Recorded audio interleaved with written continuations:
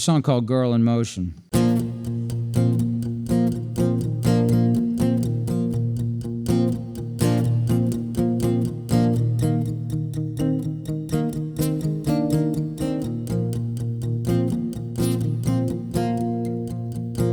I know a girl with a new blue dress, ready to meet a stranger with good intentions. She's so tender with no corners at all. She is one of nature's unique inventions.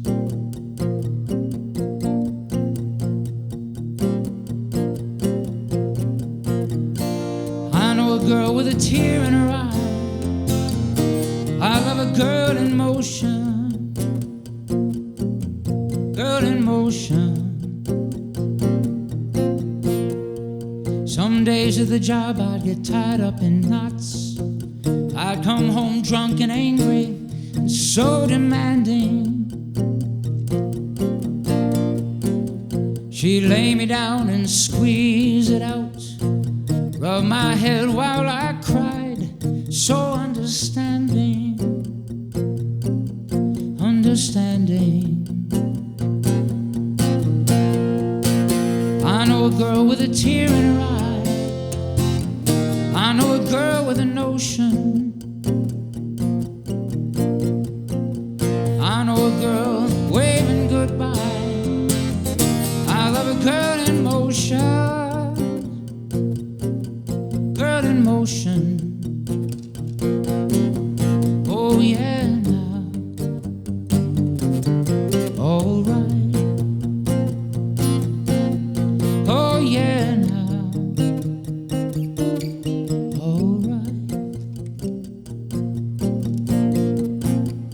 Guess it got to be too much taking care of me.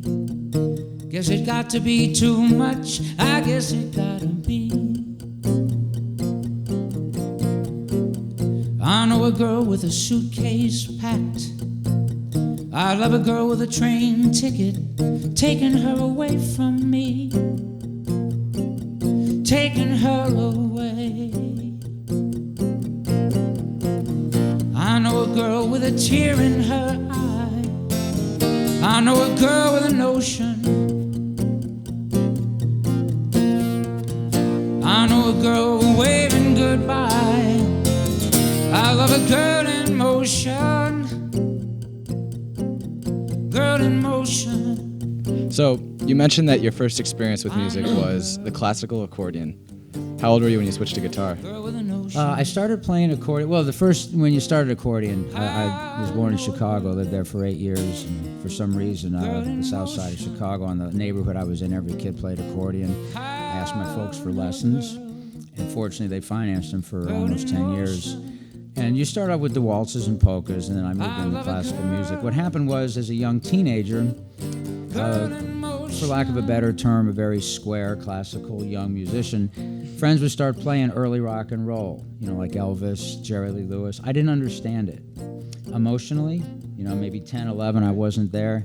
So I would look at it musically and go, well, that's just 3 chords. That's just C, F, G. How boring. I didn't get it. And kind of at the same time, I don't know if I was 12, 13, the Beatles came out. And in addition to me being old enough to start emotionally feeling music, more rock and roll, the blues basically, the Beatles added a few extra chords. They added some beautiful harmonies, and they brought a musical complexity to the soulful rock, guttural, visceral, soulful thing.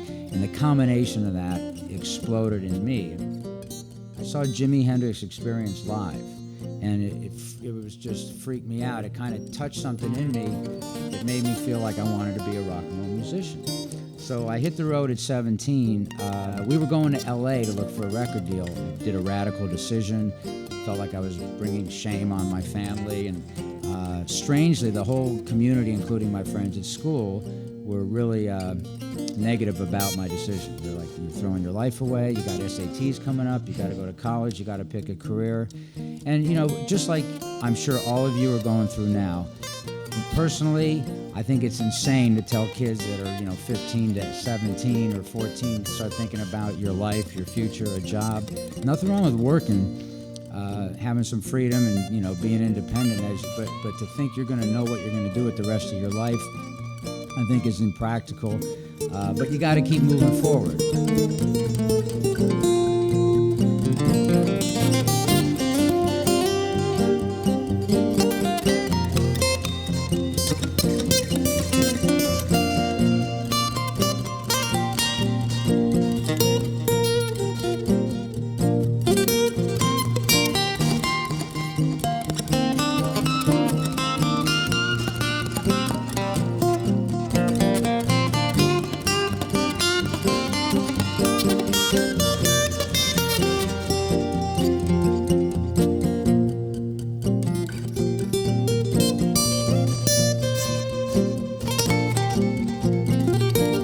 Back in the 60s, one of the nice things for me was it was simple because there was nothing you could want musically as a young musician that you could have unless you learned how to play in front of people.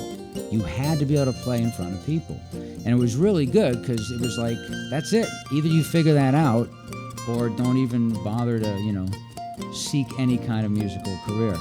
So we played a lot, we were good at it, and we managed through a lot of ups and downs to survive. When I got to LA, true to his word, Neil Young kind of took me under his wing and introduced me to his producer, David Briggs. Long story short, he wound up producing the first 4 Grin records. But after a couple rocky years of ups and downs, bad managers, agents, the standard stuff, and during that journey, a year later when I was 18 years old, fortunately I was living with David, so I saw Neil quite a bit. So even though he was kind of this iconic figure, even back then, he became kind of a friend. And he said, I'm making a project after the Gold Rush, and I want you to play some guitar and piano and sing on it. So I got to be part of the nucleus of a very powerful special record at 18 years old, which was an enormous, break for me.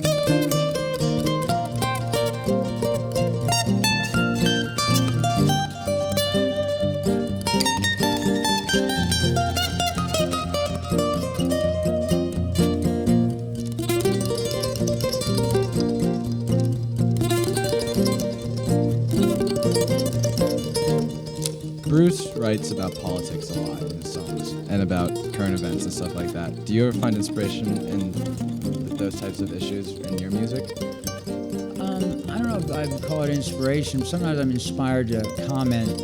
It's pretty low key. I've written some songs that are political commentary. It's more of a broad nature. I think, we all at this point realize we're a global community. I don't think anyone would disagree that we all have a right to be disappointed in the job that governments have done. I know a girl in motion